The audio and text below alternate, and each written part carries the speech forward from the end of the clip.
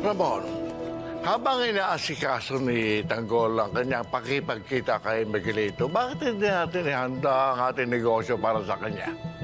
Yes, Papa. Pupuntahan namin ni Franco ang bodega. Titignan namin kung anong kulang at kailangan. Para pag binigay na natin ito kay Tanggol, hindi na siya mahihirapan patakbuhin ito. Very good. Dapat, pag hinawakan na ni Tanggol ang ating negosyo, siya na ang hari ng Quiapo. Yan naman ang nararapat sa kanya, hindi ba? Yes, Papa. Lalakad na kami ni Franco, Papa. Sige.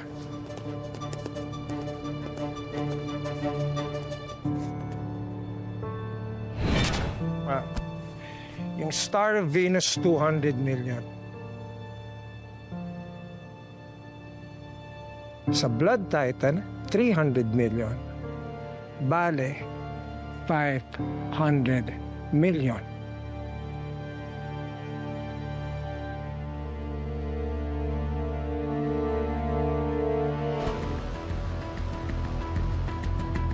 Cash. Dadaling ko dito bukas kung ibibenta mo sa akin.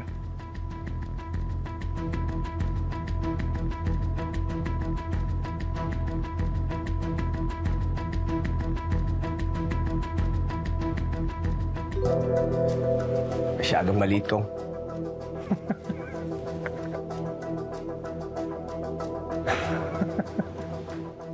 Pinaghirapan namin mabuti bago namin makuha yan. Hindi namin kaya yung ino-offer nyo. Pag-iisipan muna namin. O sige, bahala kayo. Bukas na bukas, pwede ko dalhin ng business partners ko dito. Sigurado ko interesado sila sa narcotics.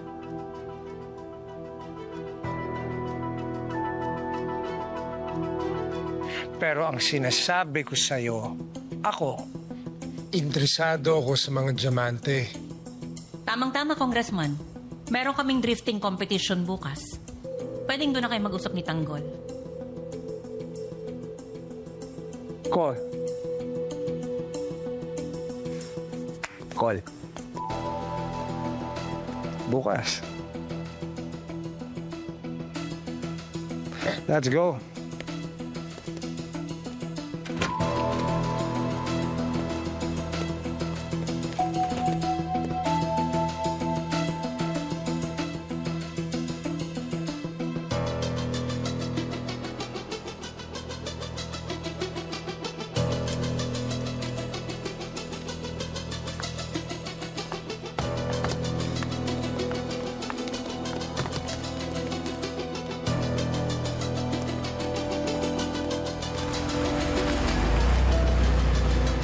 Mukhang hindi natin makakasundo to si Congressman Miguelito. Abay, napakagulang. Lahat ng inaalok natin. Kung tumawad, kalahati. Hayaan nyo na. Kailangang maging kaibigan natin yan. Dahil pag yan, nanalo at naupo, magiging madali na lahat para sa atin. Eh, boss, paano naman tayo? Eh, pinaghirapan din natin yun na. Nakipagpatayan nga tayo para makuha yung draglab ng mga kabalyero. Nagbuwis tayo ng buhay para makuha yung mga diamante. O, ano yun? Tayo nagpakahirap sila makikinabang? Oo nga, Tanggol. Ba't tayo papaisa? Hindi naman natin sila kailangan, ah. Kung magpapaisa tayo kay Congressman Miguelito, babaratin na tayo niyan. Siya na lang ang makikinabang sa atin. Oo nga, Tanggol. Huwag tayo pumayag. Anong palagay mo, Tanggol?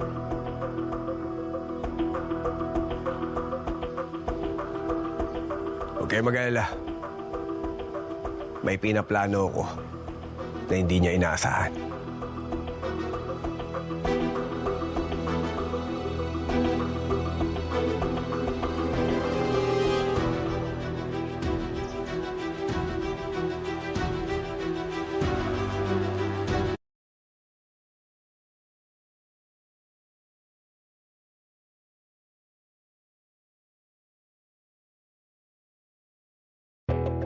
Ano ngayon ang plano mo, Tanggol? Bukas, sisilawin natin si Congressman Miguelito sa lahat ng mga high-end cars natin. Sisiguraduhin natin na mauhuli natin siya para sumosyo siya sa negosyo natin.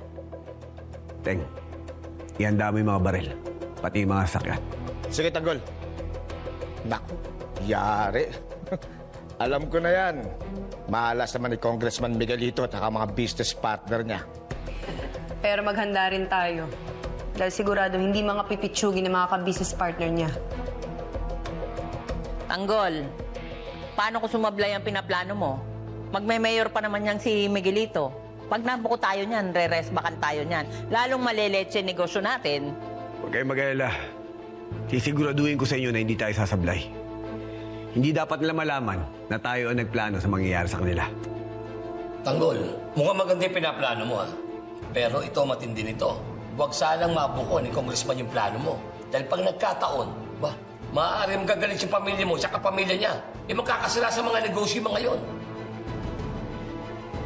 Basta magtiwala kayo. Akong bahala bukas.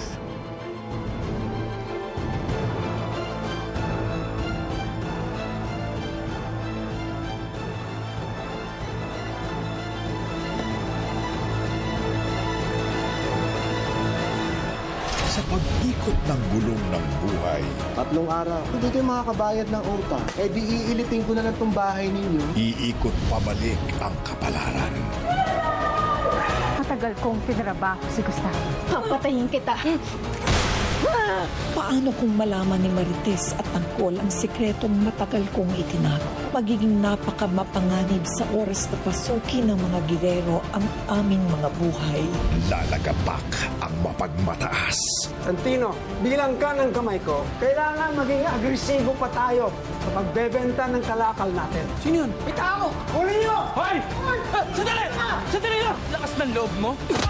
Sino ka? Santino, tulungan mo ko. Kuya to ni Santino. Malapit to sa tatay ng pulis. Uluhin na natin to. Santino! Santino!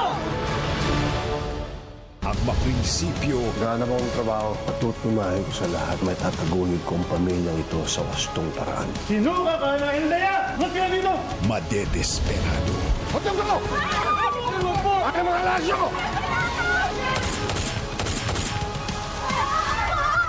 At sa paggulong ng transaksyon, Pagkatapos ng negosasyon, susundan yung mga foreigner at sa kanya sila double cost para tapangan. Kami naman, lilibangin natin dito si Congressman Miguelito para hindi niya maisip na tayo nag-double cost sa kanila. Good! The best man win. walang preno ang perpektong plano. Nauna ngayon, si Jesus Montenegro. Habang mahabol naman si Congressman Miguelito.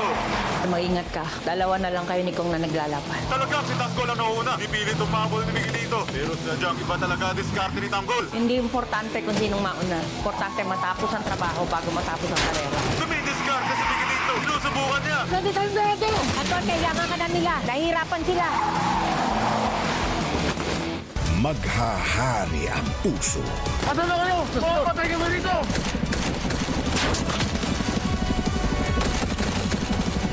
Sa lupa man o sa ere. Kailangan namin si Tanggol! Tanggol!